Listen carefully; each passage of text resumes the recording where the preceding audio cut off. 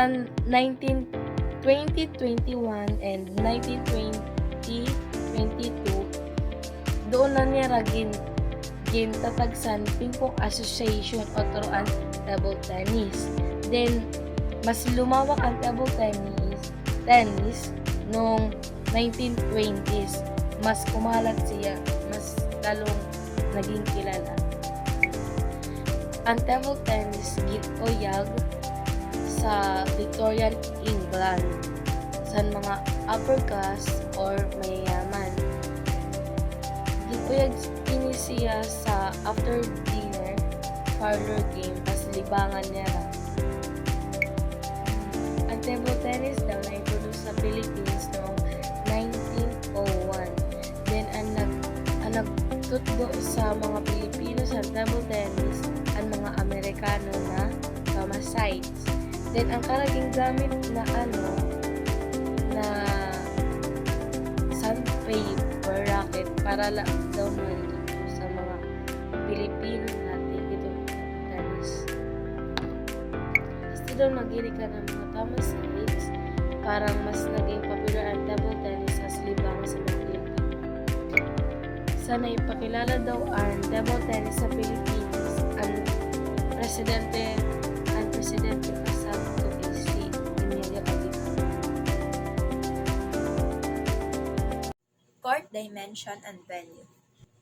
The upper surface of the table, known as the playing surface, is 274 centimeters long and 152.5 centimeters wide, and it has 76 centimeters long above the floor. In the playing surface, there is a colored white with 2 centimeters long. This is the colored white.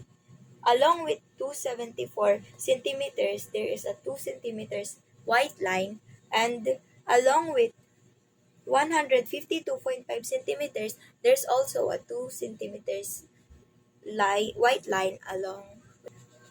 So, the playing surface is divided into two courts. Meron siyang vertical line na nagahati sa kanila into two courts. So, for doubles naman, it's also cut in a half with a parallel line. So, pag in-cut siya, syempre, di ba, we have double. So, 4 players sila. And each players have one court. 1, 2, 3, and 4. So, the net assembly includes the net, suspension, and supporting posts, including the pumps, attaching them to the table. So this is the net post. So, itong pong net post is, meron siyang clamps dyan. And these clamps, yan po ang nag-a-attach ng net to the table. So, pwede po ito siya makuha in case nga, like, may wakay na or anything. Tapos, magdudugong net siya para maging stable ang net doon sa table.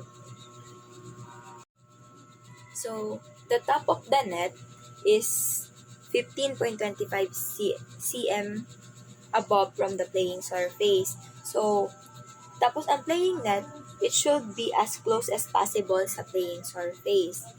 Gets? Good afternoon, everyone. My name is Legay Balangkit. Today, I will discuss about equipments and gears. Number 1, let us talk about the ball. Size, 2.0 gram, weight, and 38mm to 54mm in diameter, and 40mm diameter ball is that one is used mainly of international leagues and competition.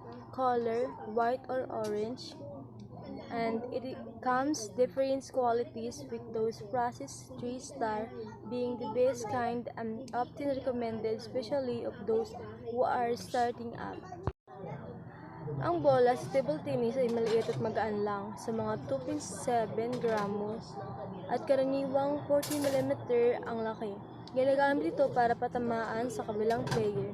May kulay na puti o orange, at yung may 3-star ang pinakamagandang gamit, lalo na kung baguhan ka pa lang. And number 2, let us talk about the racket. Purpose used in hitting the ball back and forth on the table. and made of wood and rubber and is divided into two parts. Number one is the handle and number two is the blade. And can affect the force that can be applied by the player. It is important the player choose the best kind of racket in order to really improve. And also, let's just add the parts of racket, the rubber, handle, sponge, and the blade. Ang racket naman ay para patamaan at kontrolin ang bola. Gawa ito sa kahoy at may goma. May hawakan ito para hawakan ng player at blade o talim para tumama ang bola. Ang tamang racket ang makatutulong para mas malakas at mas kontrolado ang palo mo sa bola. And the number 3 is about table or court. Purpose, where the game is to be played. Size used in the tournament must be 9 feet long or 5 feet wide and must be placed 30 inches high from the ground. Color, either green, blue, or black, and the color are usually made from a type of cardboard. Surface must be smooth as to provide the lowest friction and possible. Favorite court o ang lamesa, ito yung lugar kung saan naglalaro ang mga player.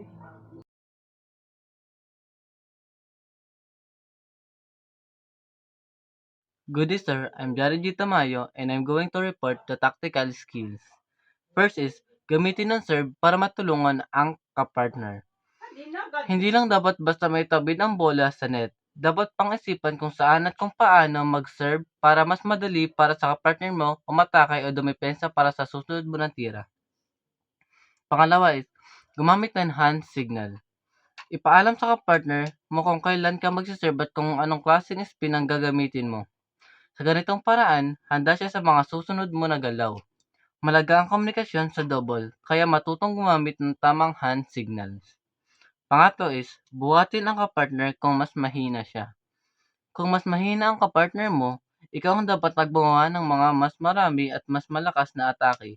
Layunin mong bumawi at balansahin ang laro para hindi masyadong maapektuhan ang kahinaan ng kapartner mo. Pang-apat is, bigyan ng espasyo ang kapartner. Umiwas sa gitna ng mesa kapag turn na ng kapartner mo. Lumipat sa kanan o sa kaliwa at bantayan ang galaw niya. Sa double, mahalagang palaging gumagalaw at nagbibigay sa sapat na espasyo para maiwas sa mga banggaan at magulo ang tira. Number 5 at last is atakihin ang mas mahinang kalaban. Palaging i-target ang mas mahinang player sa kabilang team. Karaniwang mas mabagal siya at mas madaling ma-pressure. Epektibo ito lalo na sa mga mixed double, madalas na side mas mahinang manlalaro. Ipinapadala ang bola para makakuha ng puntos.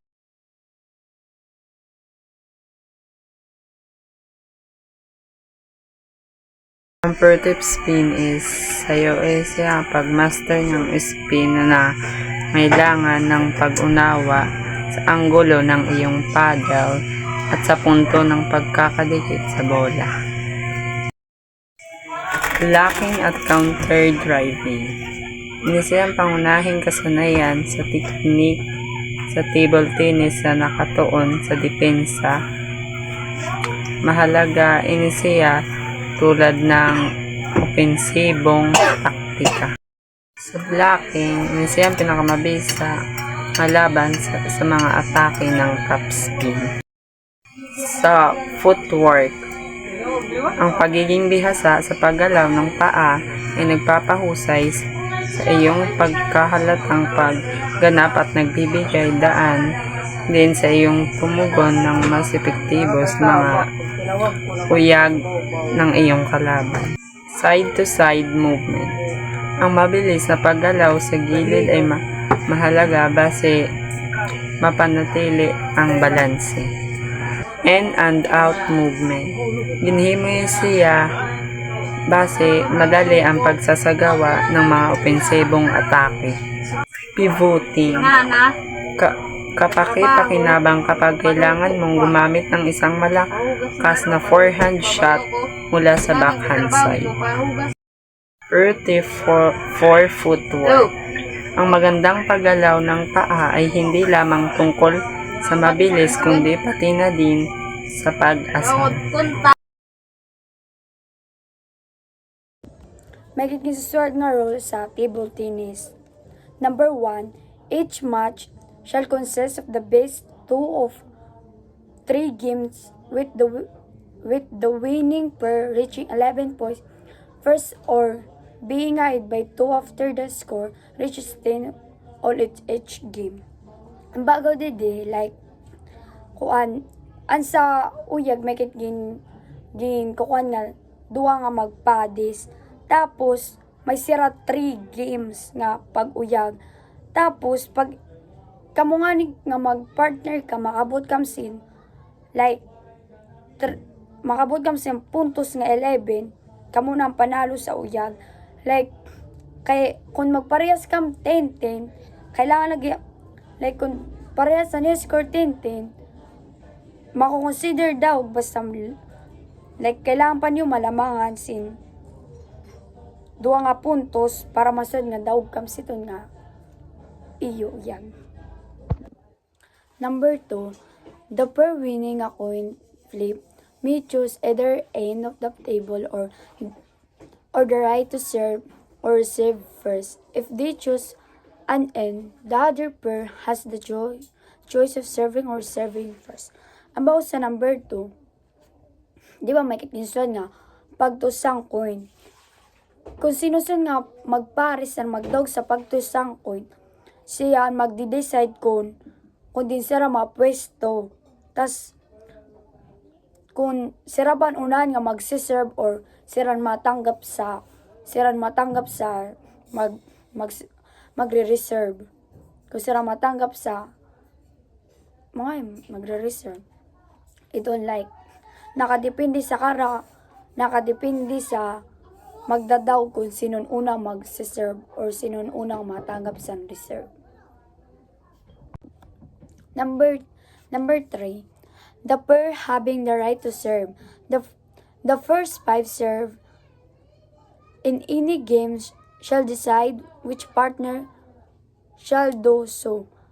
The opposing pair shall them decide which shall be the first reserve. Ang bago dun sa number 3, ang team nga una nga magsiserve, sa kara nga duwa mapili lang sa kara kung sino sa kara ang magsiserve. Didi man sa kalaban, mota mapili lang sa kara nga duwa lahat kung sino ang matanggap sa serve sa buka. Like, mapili sira dun sa kara nga duwa.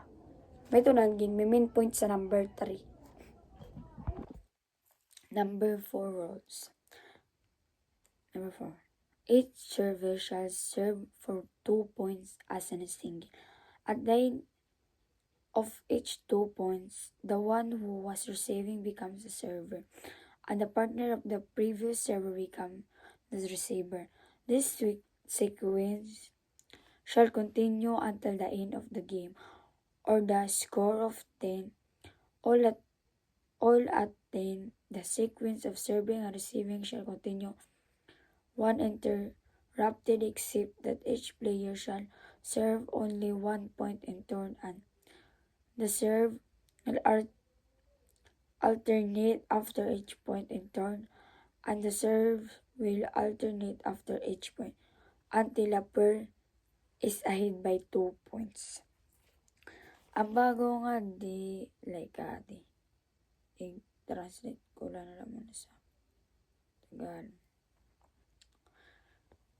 Pagpapalit ng ang main point sa kwan doon ang pagsalitan sa server at receiver. Ang bago doon sa number 4, ang bawat player magsiserve sin duwa nga sunod-sunod nga puntos. Ito.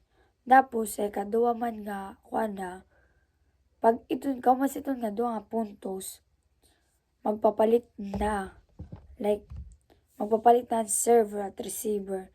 Ang si server magiging receiver. Si server magiging receiver. Si receiver magiging server na.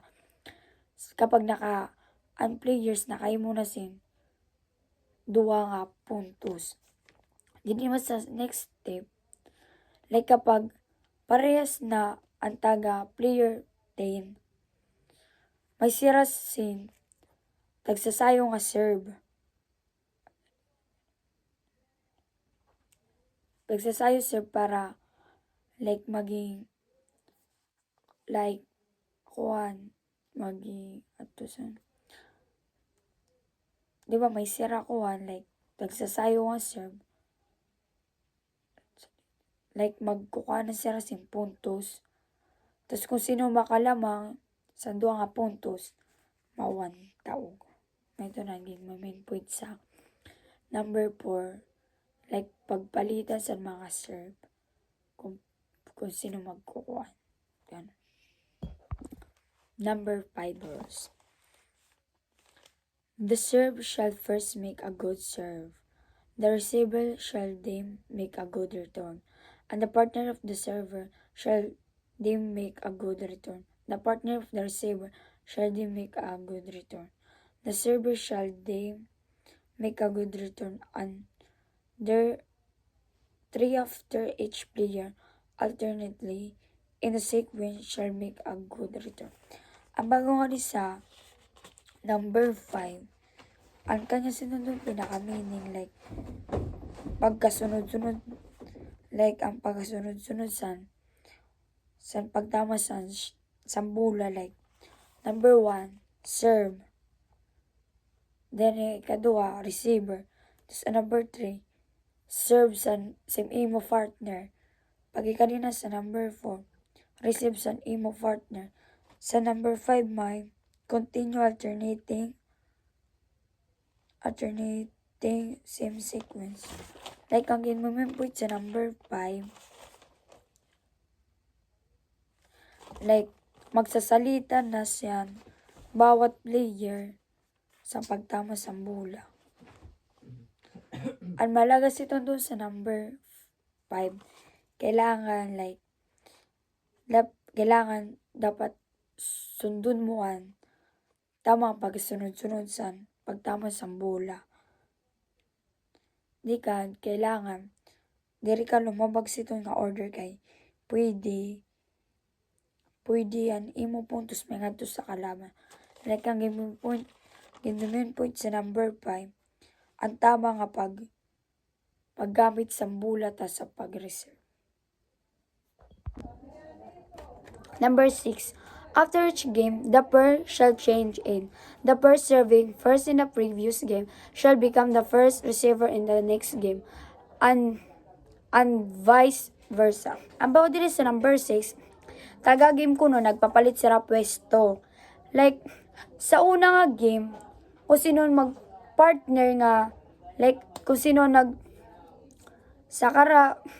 kung sino una nga nag-reserve, sa karauna nga uyag, di naman sa magiging next game nila, mao naman ang magiging una lat nga magiging receiver. Like ganun sa like sa number 6 ging kwandong kon. Like nakadepende kung ang nag-serve, ang una nga nag-serve sa next game ta sa second game, mao naman ang una lat nga mag-reserve. Okay. Number 7. Rules not covered above shall be in accordance with the law of the International Table Tennis Federation as interpreted by the United States Table Tennis Association. Ang bago dili sa number 7, like pag ang iba kuno nga rules, ang iba nga rules sa game nga diri man siya related sitong doon nga uyang nga rules, like may sira nga gisuan nga like masunod sila sa batas nga monitor siya, like masunod kit nga ni sa batas sa International Table Tennis Federation. Like doon lakit sun like ang karabatas sa nato susundon diri nato susundon ang iba nga rules nga diri man related sa sayo nga sa uyag. Good morning, everyone. My name is Rose Anjoy Diray, and I will be reporting the officiating and the two categories of it. Officiating is the act of supervising and managing a sport, competition, or secure that the rules is properly followed and the game is fair. Ang officiating daw ay isang proseso ng pamamahala ng isang pagsusubaybay ng isang laro o kompetisyon upang matiyak na nasusunod ang rules at patas ito. The umpire is an official who control the match and they make decision during the game and apply the rules. Ang umpire daw ay isang opisyal na namamahala ng isang laban o isang laro. Siya ang nagbibigay ng desisyon habang isinasagawa ang laro at tinitiyak na sinusunod ang mga manlalaro ang mga patakaran. Referee is an official who control the entire tournament. They supervise all matches and make final decision on rule and interpretation.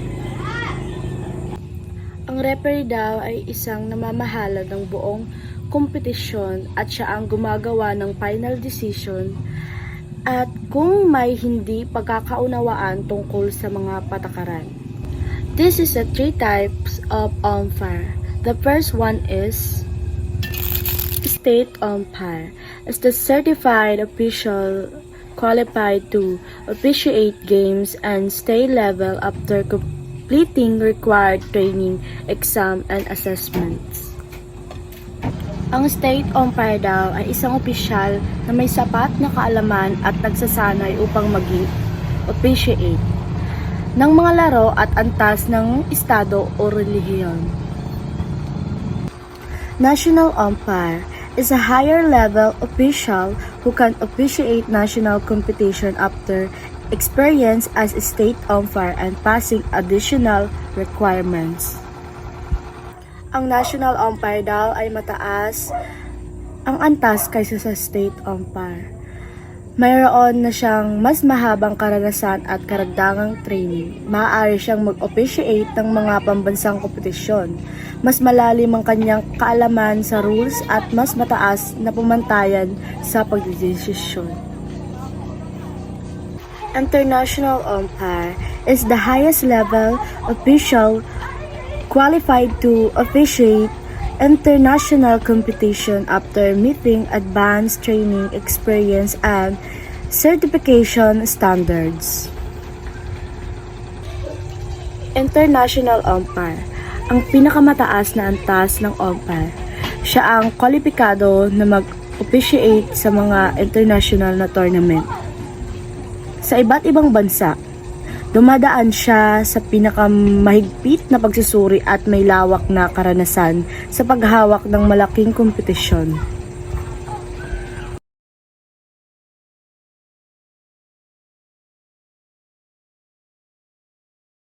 International umpire. So, ano nga ba ang international umpire? International umpire, mga siya nakalingkod halanin sa table tennis, mga naghihimo decision sa panahon sa laban. To become an international umpire, a person must 1. Complete 2 years as a national umpire.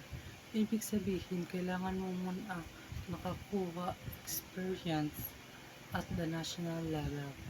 2. Pass the International Table Tennis Federation /ITTF an international umpire exam. Ini na exam ay sinasagawa taga duha ka tuig. Insusubukan siniyan imo kaalaman sa batas ng decision making skills. Ikatulo, be a life member of a recognized organization. For example, a member of the National Table Tennis Federation that is affiliated with the ITTF. So basically, kailangan mo experience, training, membership, and pass a big international exam. Two types of referees: national referee, international referee. National referee. Para maging national referee, kailangan mo una, hold a national or international umpire accreditation. Ibig sabihin, kailangan ikaw ay certified umpire na. Ikaduha, attend a national referees course. Sumayin siyaan formal training. Ikatulo, pass a written exam para mapatunayan ang imong kaalaman sa batas and procedures. Ikaapat, or number 4, be assessed at a national or higher level tournament. Kailangan mo ipakita na kaya mo may handle ang real tournament situations. So diri ka lang nag-aaram. Kailangan mo mag-perform sa maupay sa actual na competitions. International referee. Para maging international referee, kailangan mo 1. Hold an international umpire accreditation. 2. Demonstrate expertise as a national referee. 3. Attend an ITTF referee course and pass the exam. 4. Be assessed at an international tournament. Ang ibig sabihin sini, kailangan yaong ka na sa experience, nakapasar ka na sa iba pa na higher level exam, napatunayan mo na imo sarili sa international na competitions. Okay, so that's all about the international umpire. Thank you.